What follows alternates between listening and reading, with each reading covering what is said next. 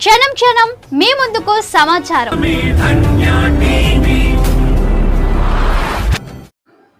రాష్ట్ర వ్యాప్తంగా ఉండబడిన తెలుగుదేశం పార్టీ కూటమి నాయకులందరికీ పేరు పేరున ఈ పాత్రికేయుల సమావేశం ద్వారా తెలియజేస్తా ఉన్నా.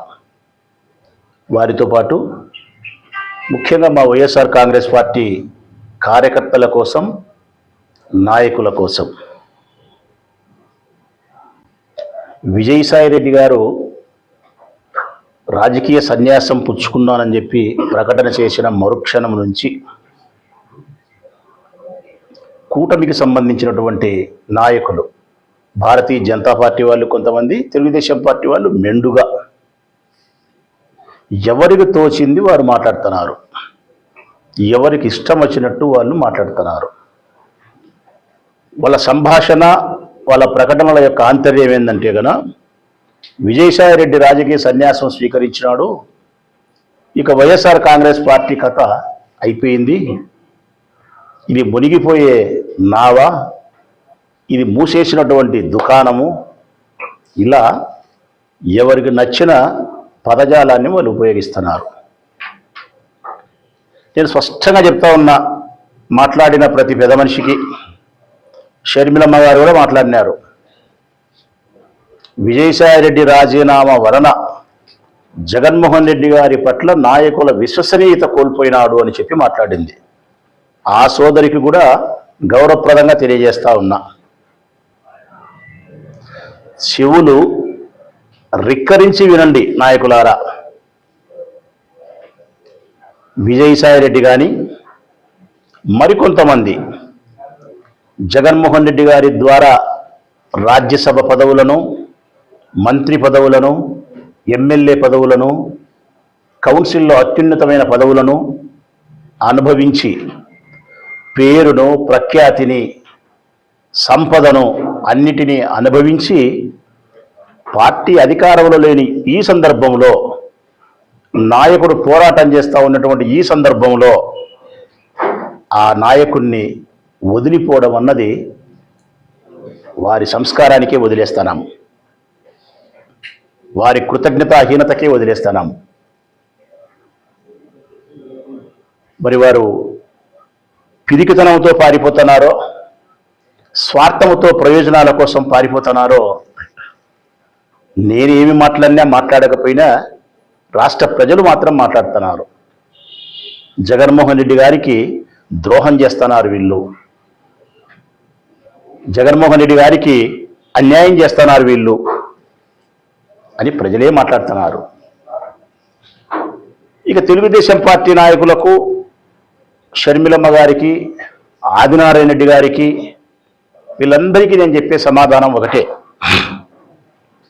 ఒక్క విజయసాయి రెడ్డో, లేకుంటే మరొక రాజ్యసభ సభ్యుడు కృష్ణయ్యనో, లేకుంటే మరొక రాజ్యసభ సభ్యుడో రాజీనామా చేసినంత మాత్రాన వైఎస్ఆర్ కాంగ్రెస్ పార్టీ జగన్మోహన్ రెడ్డి గారి పని అయిపోతుందా అని అడుగుతా ఉన్నా.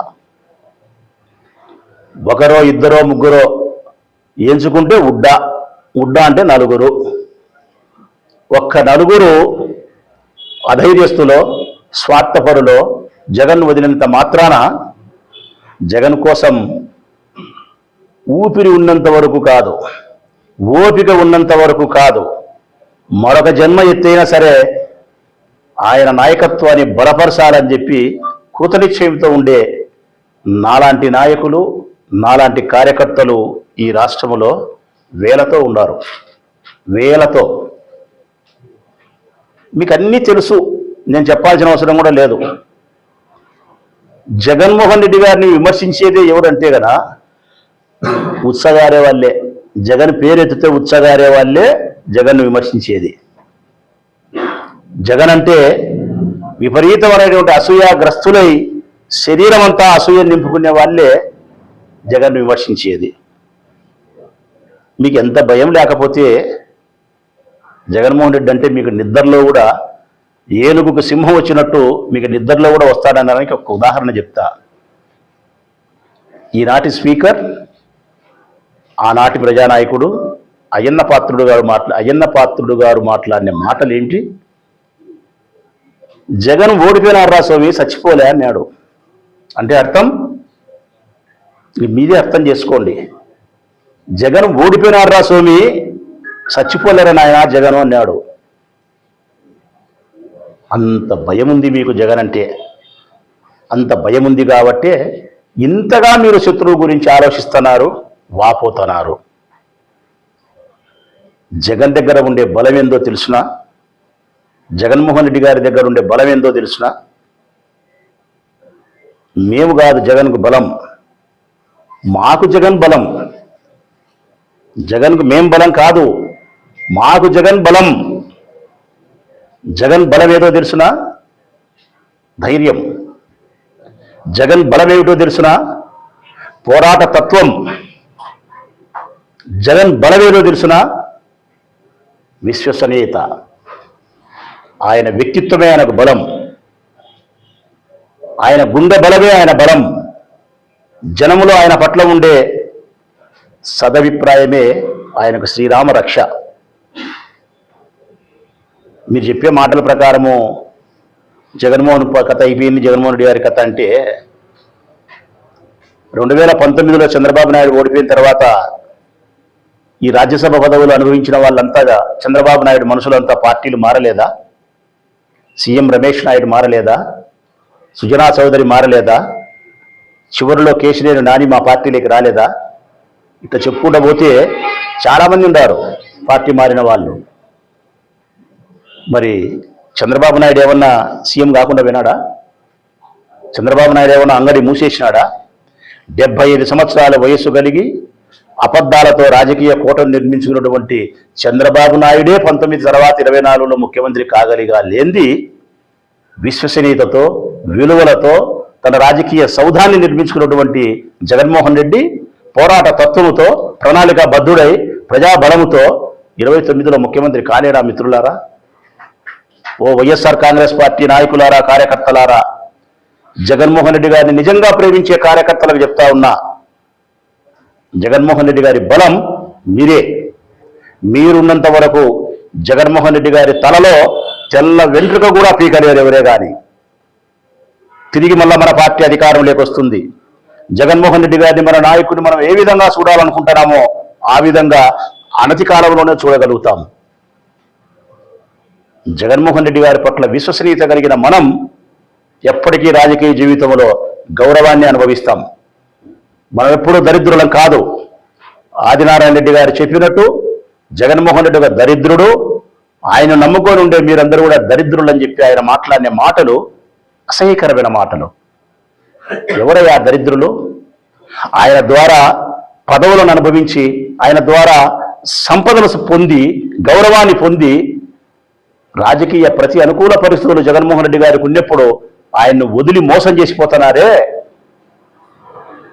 అట్లా మోసం చేసిపోయడం మీరు దరిద్రులు, ఆయన కాదు దరిద్రుడు. అయినా జగన్కు ఈ నలుగురు పోయినంత మాత్రాన భయమవుతుందే?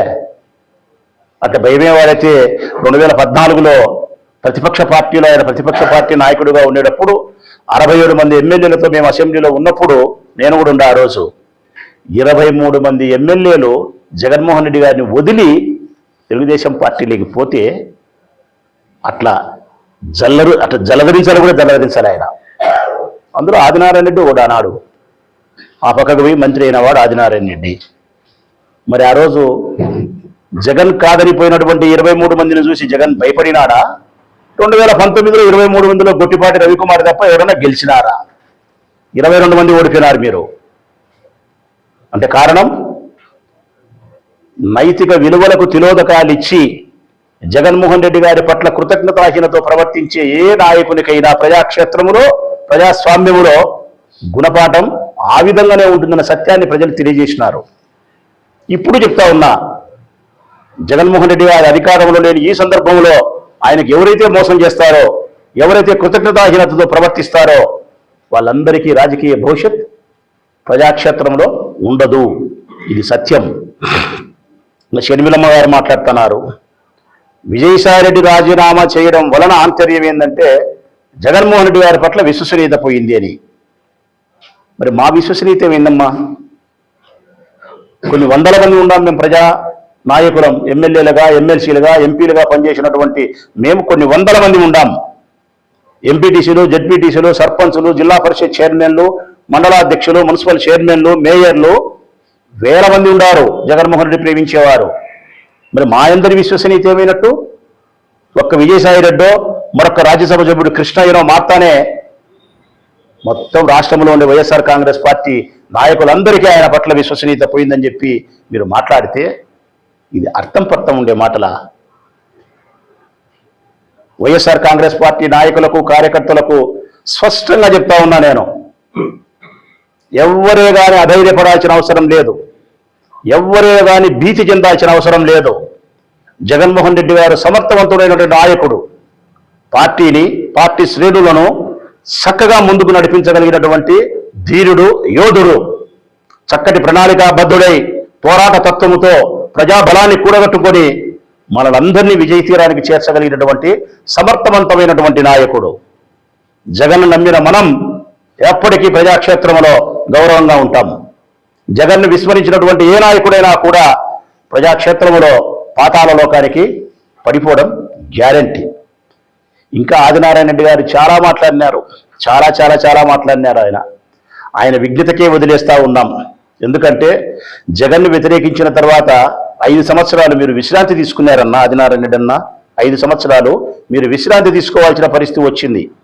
బహుశా 2029 నుంచి 2034 వరకు మళ్ళీ విశ్రాంతి తీసుకోవాల్సిన పరిస్థితే ఏర్పడుతుందని చెప్పి నేను భావిస్తా ఉన్నా. మరొక్కసారి వైఎస్ఆర్ కాంగ్రెస్ పార్టీ నాయకులకు, కార్యకర్తలకు చెప్తా ఉన్నా, జగన్ బలం గుండె ధైర్యం, జగన్ బలం ప్రజాబలం, జగన్ బలం పోరాడే తత్వం.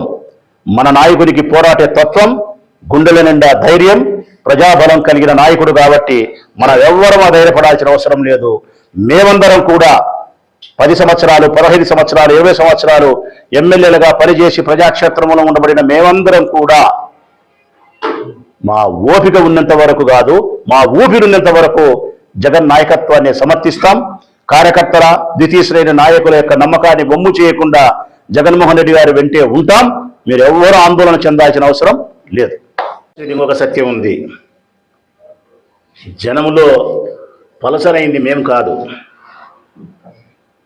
మూసుకోవాల్సింది వైఎస్ఆర్ కాంగ్రెస్ పార్టీ కాదు. మీరు సూపర్ 6 హామీలు ఇచ్చి ప్రజలకు అబద్ధాలు చెప్పి అధికారంలోకి వచ్చిన మీరు సూపర్ 6ను అమలు చేయలేకపోయినారు. సూపర్ 6 సూపర్ ఫెయిల్యూర్ అయిపోయింది.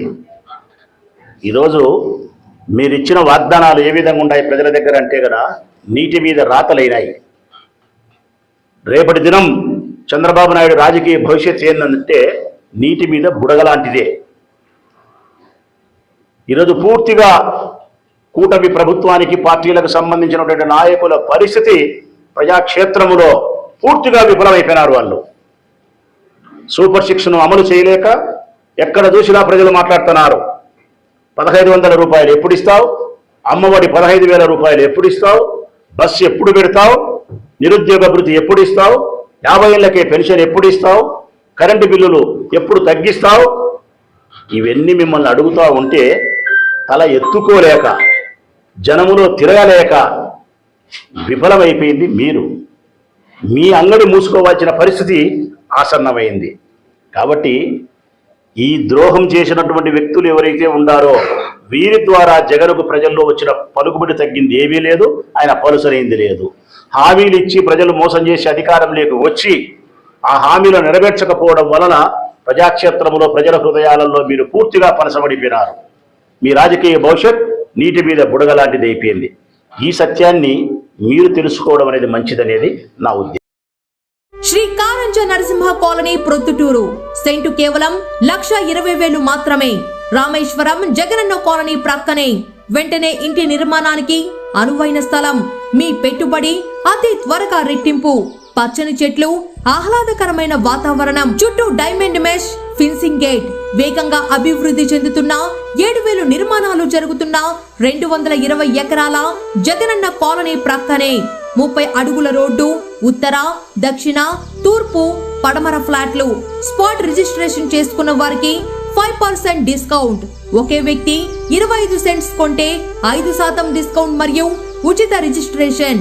రామేశ్వరం థర్మల్ బైపాస్ నుండి కేవలం 5 నిమిషాల దూరం మాత్రమే. త్వరపడండి, పరిమిత ఫ్లాట్లు మాత్రమే కలవు. Shri Karanja Narasimha colony. Phone number 8121153383.